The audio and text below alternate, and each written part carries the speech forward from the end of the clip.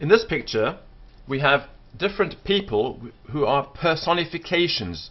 They are not standing or representing themselves, but they're standing for four different ideas. And in this case, we have the arts of speech. And the first art is grammar. And this lady here represents grammar. And grammar is to do with letters of the alphabet here. And these letters make up words. And the words then teach us how to read and write and put everything together in good order.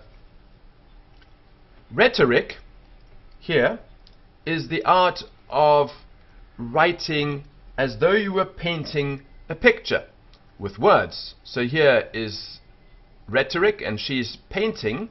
She's got her palette here and her brushes and her paints, but she's not an artist. What she's doing is she's taking the rough speech that we use in everyday conversation and making it into fine speech. And she's using figures of speech and elegant language and proverbs and sentences and similes and alliteration and assonance and all of these things. This lady here represents the art of poetry. And she has a laurel wreath on her head, because in ancient times a poet would be given one of these if he won a poetry competition. And she gathers together the flowers of speech. So here she's making a garland out of flowers, because poetry is very flowery. It's the prettiest part of speech. She ties all these little flowers of speech together into a garland and makes out of prose, which is ordinary writing, a poem, which is much more sweet smelling.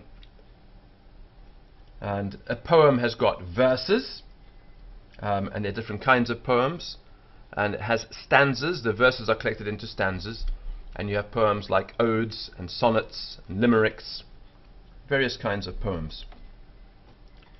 Here this lady represents the art of music, and what she does is she sets the music with notes, with these little dots on lines representing the different notes.